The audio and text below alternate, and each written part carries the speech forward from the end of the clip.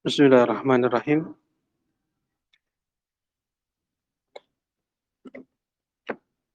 Assalamualaikum warahmatullahi wabarakatuh.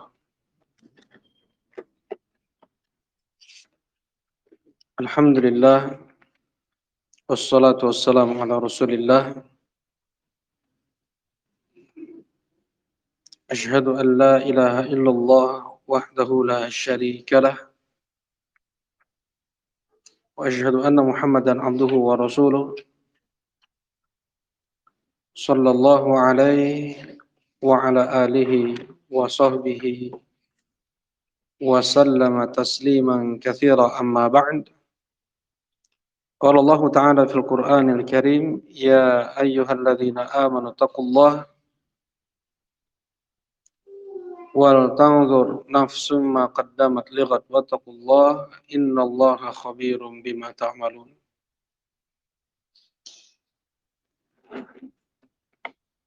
Nah, kita melanjutkan kajian tentang tazkiyatun nufus, masuk pada pembahasan alamat maradil qalb wa sihhatih, tanda hati yang berpenyakit dan tanda hati yang sehat.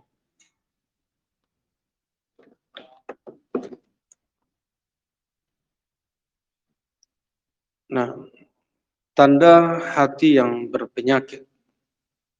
Qad yamrad qalbul abdi wa yashtad al-marad wa la ya'rif bihi sahib.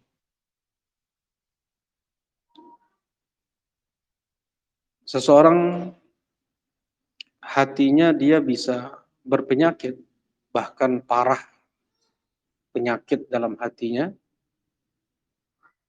tetapi dia tidak merasa dia terkena berbagai macam penyakit hati. Bal qad yamut wa sahibuhu la ya'rif bimautih. Lebih parah lagi, terkadang hatinya sudah mati, tapi dia tidak sadar hatinya sudah mati.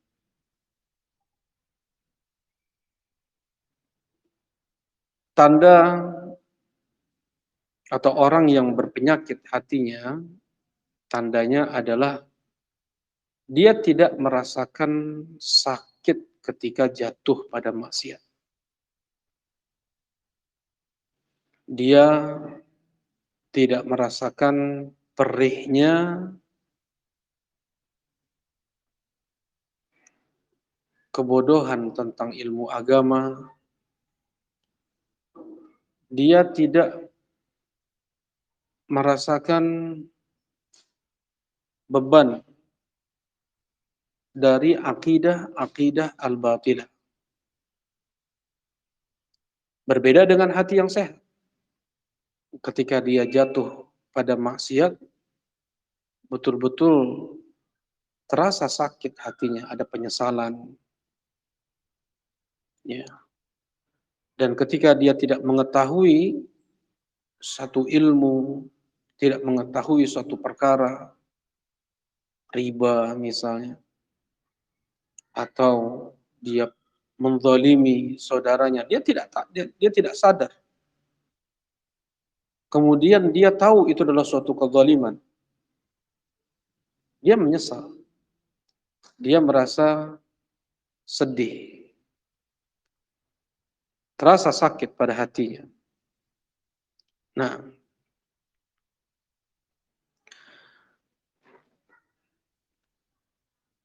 dan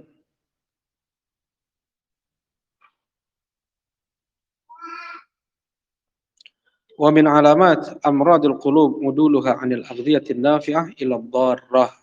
Dan pula di antara tanda hati yang berpenyakit adalah dia menjauhi hal-hal yang itu bermanfaat untuk dia. Justru dia melakukan atau berada pada lingkungan yang dapat membahayakannya. Dan dia mendatangi sesuatu yang dia kira bisa menenangkan, bisa membuat baik hatinya, tetapi justru itu menambah parah sakitnya.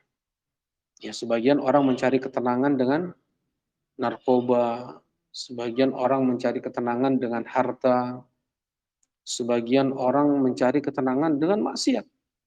Dia pergi ke tempat-tempat maksiat, bahkan ke luar negeri untuk bermaksiat, untuk mencari ketenangan. Nah, ini hati yang rusak. Sedangkan hati yang sehat ketika dia jatuh pada maksiat atau dia sedang gusar, dia sedang risau, dia sedang gelisah, dia tahu tempat di mana bisa mengobati hatinya. Ya, dia datangi teman-temannya yang soleh, para guru, para ulama yang bisa membimbing dia, yang diobati dengan apa yang datang dari Al-Quran dan hadis Nabi SAW. Dan majelis ilmu di antara obat untuk penyakit hati. Karena Rasulullah SAW bersabda, "Majtama'a qaumun fi baitin min buyutillah yatluna kitaballah wa yatadarasuna fima bainahum illa nazalat alaihim as-sakinah." Tidaklah suatu kaum mereka berkumpul di salah satu rumah dari rumah-rumah Allah. Mereka baca ayat Al-Quran, mereka pelajari makna yang terkandung di dalamnya, kecuali Allah akan berikan mereka sakinah, ketenangan. Ya, tadi disampaikan orang banyak mencari ketenangan dengan cara yang salah. Yang semua merasa gelisah. Bagaimana tidak? Syayatin terus menempel pada setiap manusia. Maziltu bi fulan, aku terus bersama si fulan sampai aku bisa menghasut dia minum khamr, sampai aku bisa menghasut dia mencuri, sampai aku bisa menghasut dia ini dan itu. Maksiat terus setan, dan tidak pernah setan itu merasa kecil hati atau menyerah untuk memurtadkan atau untuk menyesatkan anak Adam. Nggak pernah setan. Dia menyerah untuk membuat kita murtad, untuk membuat kita sesat. Ya, sampai makanan yang jatuh dari apa yang kita makan, itu kalau tidak kita ambil dimakan oleh setan yang terus menghampiri kita. Khalaqtu ibadi hunafa fajtalathum syayatin. Kata Allah Subhanahu wa taala dalam hadis kursi, aku ciptakan hamba-hambaku semuanya lurus. Semuanya lurus, semuanya bertauhid. Semuanya di atas fitrah, di atas perjanjian dengan Allah Subhanahu wa taala, alastu bi rabbikum? Qalu bala syahidna. Bukankah aku Rabb kalian? Kata Allah kepada kita di alam ruh dulu sebelum kita keluar ke bumi ini. Kita semua menjawab bala syahidna ya. Iya, kami bersaksi akan itu ya Allah. Kullu mauludin yuladu alal fitrah. Setiap yang terlahirkan dalam keadaan fitrah suci, bersih, bertauhid. Fa'abawahu yuhawwidanih. Kedua orang tuanya yang menjadikan anak tersebut Yahudi. Kedua orang tuanya yang menjadikan anak tersebut Nasrani. Au yumajjisani. Kedua orang tuanya yang menjadikan anak tersebut Majusi. Rusak. Fajtalathum syayatin, dimangsa oleh para setan dari kalangan manusia dan jin. Bagaimana untuk merusak fitrah anak Adam.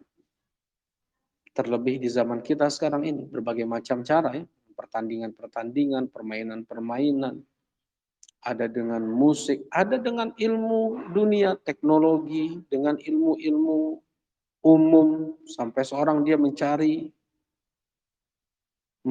satu ilmu, habis umur dia, habis umur dia.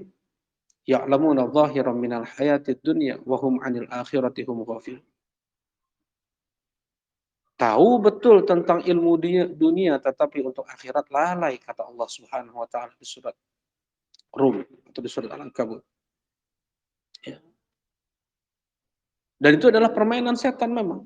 Karir, jabatan, titel.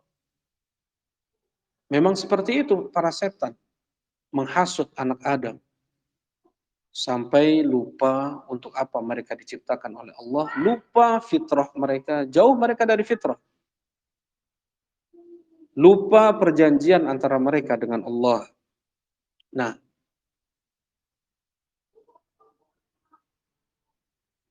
baik. Nah, hati yang sehat, dia akan mencari obat untuk kegalauannya, untuk kegusarannya, untuk kesedihannya ke tempat-tempat yang tepat. Ya. Dan dengan cara-cara yang syar'i. Baik. Kemudian alamat sihatil qalb. Tanda hati yang sehat. Ayartahil 'anid dunya hatta yanzil bil akhirah. Kulluna rahilun wa yabqal athar. Ya, setiap orang yang sadar, yang mempunyai hati yang sehat, dia tahu, dia sadar, dia ini sedang safar. Kita semua ini sedang berjalan. Yang perjalanan kita tersebut meninggalkan bekas. Ada jejak kaki kita ketika kita safar. Apakah baik atau buruk? Kita sendiri yang membuat apa yang tertulis di lembaran amal. Untuk kita kembali ke kampung kita yang sebenarnya. Kampung di mana ayah kita dikeluarkan karena sebab memakan buah khuld, ya. Yang Allah Subhanahu wa taala telah mengingatkan di surat Al-A'raf, jangan kalian tertipu oleh setan. Menghasut, menggoda, mengiming-iming, memberi mimpi-mimpi, kekayaan, kenikmatan dunia yang sungguh tidak ada bandingannya dengan akhirat. Nah, mereka yang sadar, mereka tidak mengambil bekal banyak ketika mereka singgah di tempat di mana mereka safar itu, di tempat persinggahan, rest area. Mereka tidak memberikan fokus mereka di rest area itu. Di tempat mereka sejenak singgah di dunia ini. Ya.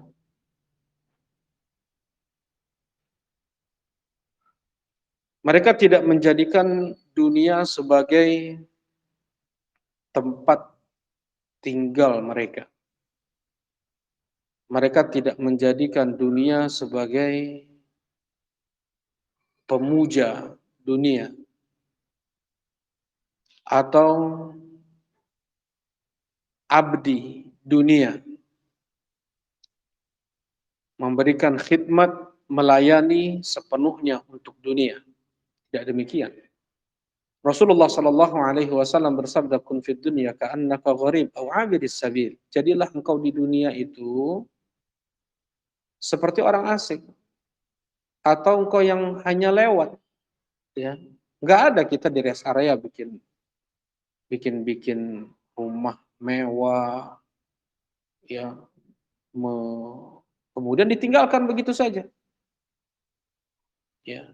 Jadi kita harus tahu tujuan hidup, tujuan, safar, dan memang tidak ada di antara kita yang akan sempurna dalam memegang syariat, ya, tetapi usahakan jangan sampai keluar dari jalur. Wa kullama maridal qalb atharat dunya istawtanaha hatta yasiru min ahliha. Ya, kalau hati berpenyakit terkena mimpi-mimpi dunia, dia lebih mendahulukan dunia daripada akhirat. Dan dia lebih mencintai dunia daripada akhirat. Dia ingin menjadi penghuni dunia selama-lamanya. Nah,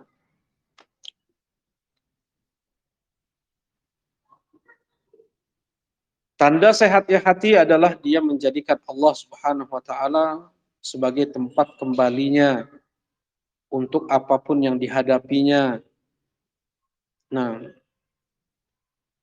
dia akan terus berkhidmat kepada Allah Subhanahu wa taala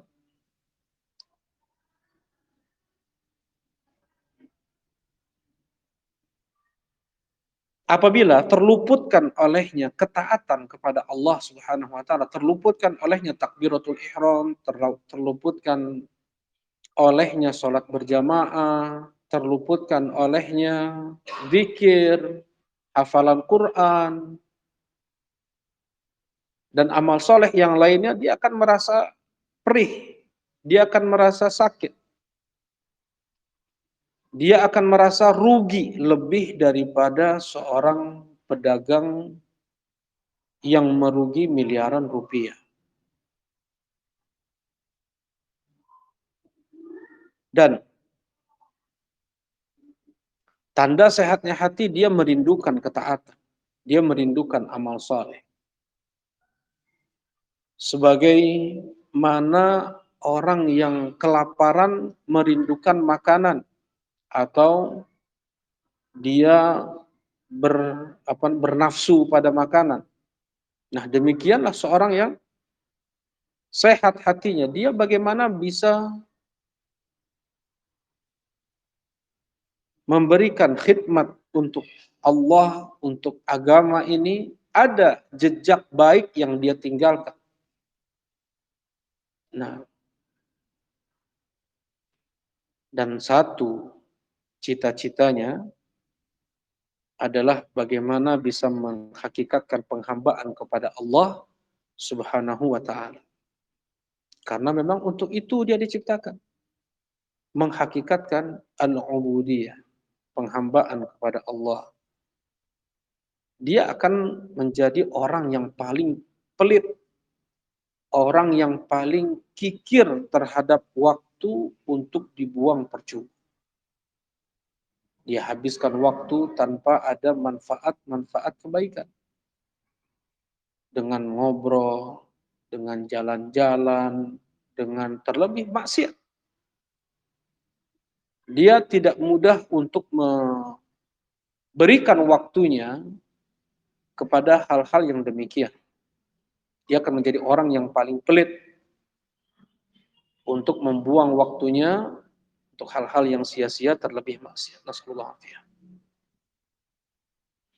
Dan tanda hati yang sehat adalah ketika dia masuk pada salat, ketika dia mengucapkan Allahu Akbar, hilang kesedihan dunia apapun yang dia rasakan. Hilang kesenangan dunia apapun yang dia rasakan. Hilang kegalauan apapun karena Allahu Akbar. Karena Allah lebih besar. Dari apa yang dia takuti di dunia, Allah yang paling dia takuti. Dari apa yang dia senangi, Allah lebih dia rindukan. Dari apapun urusan-urusan dunia ketika dia mengucapkan Allahu Akbar, hilang dunia dari hatinya. Terisi penuh hatinya dengan rasa takut dia kepada Allah, rasa cintanya dia kepada Allah. rasa harapnya dia kepada Allah.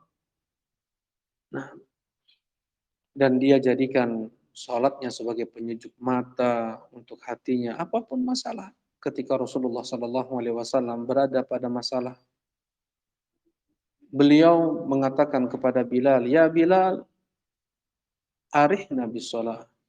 Wahai Bilal, tolong istirahatkan aku dengan sholat. Istirahatkan kami dengan sholat. Orang ketika banyak pikiran, ketika banyak masalah, ya ini kata Rasulullah SAW kepada Bilal, "Wa ju'ilat qurratu aini fis shalah." Dan dijadikan penyejuk mataku pada sholat. Ya. Dan puncak kebahagiaan yang dirasakan oleh seorang mukmin adalah ka'annaka ta'budallah ka'annaka tarahu fa in lam takun tarahu fa innahu yaraka wa huwa fis shalah. Puncak nikmat, ya, puncak kepuasan, kepuasan nikmat yang dirasakan oleh seorang mukmin di dunia adalah ketika dia beribadah seakan-akan dia melihat Allah, dan itu pada sholat. Karena puncak kenikmatan ahli surga adalah melihat wajah Allah Subhanahu wa taala. Ketika Allah katakan kepada ahlul jannah, "Maukah kuberikan kepada kalian yang lebih daripada apa yang kalian rasakan saat ini, ya Allah? Bukankah engkau telah selamatkan kami dari neraka? Bukankah engkau telah masukkan kami ke dalam surga, dan engkau telah berikan untuk kami apa yang telah engkau berikan di surga ini, nikmat yang tidak pernah putus-putus." Kemudian Allah menyingkap hijab. Pada saat itu kaum mukminin mereka melihat wajah Allah, dan itu adalah nikmat puncak atau kepuasan paling puncak yang dirasakan oleh ahlul jannah. Rasulullah Shallallahu Alaihi Wasallam bersabda, menafsirkan ayat lilladzina ahsanul husna wa ziyadah, bagi mereka yang beramal baik, untuk mereka kebaikan pahala melimpah, wa ziyadah, ada bonus. Apa itu? An-nadhar ila wajhillahil karim, melihat wajah Allah Subhanahu wa taala yang mulia. Puncak kenikmatan yang dirasakan oleh ahlul jannah adalah melihat wajah Allah. Sebelum kaum mukminin mereka bisa melihat wajah Allah di surga Allah Subhanahu wa taala, mereka melihat seakan-akan mereka melihat Allah dalam ibadah.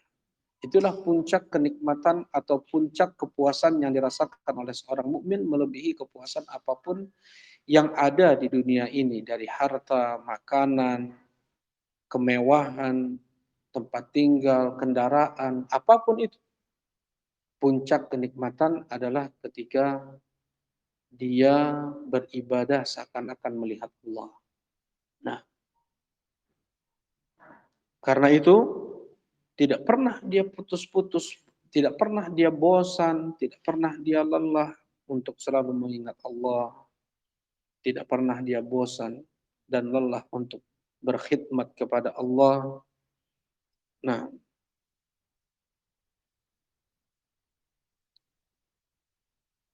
itu. Dan yang terakhir, tanda sehatnya hati adalah dia terus memperbaiki amalan hatinya. Dia terus memperbaiki niat, dia terus memperbaiki keikhlasannya. Lebih daripada amal zahir yang dia lakukan. Dia terus memperbaiki atau menguatkan keimanannya, ketakwaannya dalam hatinya. Keikhlasannya, rasa takutnya, khosyahnya, tawakalnya, inabahnya, mahabbahnya, rojaknya dalam hatinya. Ya. Lebih daripada zahir, lebih daripada amalan-amalan zahirnya. Nah, dengan itu dia akan merasakan besarnya anugerah Allah kepada dia, dan sangat kurangnya dia menunaikan hak Allah darinya. Ya, dia akan terus merasa kurang untuk memberikan hak Allah, dia akan terus merasa besar nikmat Allah kepada dia, ya, dan dia menjadi seorang hamba, dia akan merasakan menjadi seorang hamba yang tidak pandai bersyukur. Tetapi itu membuat dia untuk terus berusaha dan bangkit, bukan justru mundur dan terbengkalai. Mungkin ini yang disampaikan. Subhanakallahumma rabbana wa bihamdika asyhadu an la ilaha illa anta astaghfiruka wa atubu ilaik. Assalamualaikum warahmatullahi wabarakatuh. Baik, tadi ada pertanyaan? Apa betul? Nah, nah, nah, itu demikian disebutkan oleh Al-Imam Nawawi dan Asy-Syaikh Abdul Rahman. Jadi eh, kebaikan yang ada pada saudaranya tidak ingin itu berpindah kepada dia. Jadi dia betul-betul ingin hilang kebaikan itu pada saudaranya. Ya, bukan karena ada tujuan yang dia inginkan dari saudaranya. Nah, baik. Barakallahu fiik. Kira ada yang lain? Ada yang mau ditanyakan? Nah,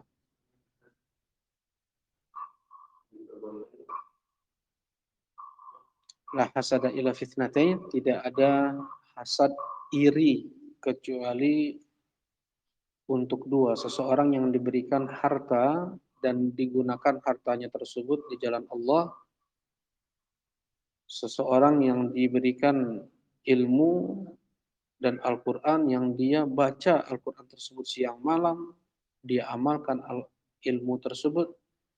Nah, hanya dua hal ini seseorang boleh hasad, iri ya, bukan dengki. Bedakan antara iri dan dengki. Baik. Istilahnya ghibtah. Ada iri yang diperbolehkan, namanya ghibtah. Ya, ghibtah dia tidak ingin kebaikan yang ada pada saudaranya itu hilang, dan dia ingin juga Allah anugerahkan kepadanya kebaikan seperti yang ada pada saudaranya, dan dia ingin bisa mengamalkan bahkan lebih dari apa yang diamalkan oleh saudaranya. Itu namanya ghibtah. Nah, kita cukupkan. Subhanakallahumma rabbana wa bihamdika asyhadu an la ilaha illa anta astaghfiruka wa atubu ilaik. Assalamualaikum warahmatullahi wabarakatuh.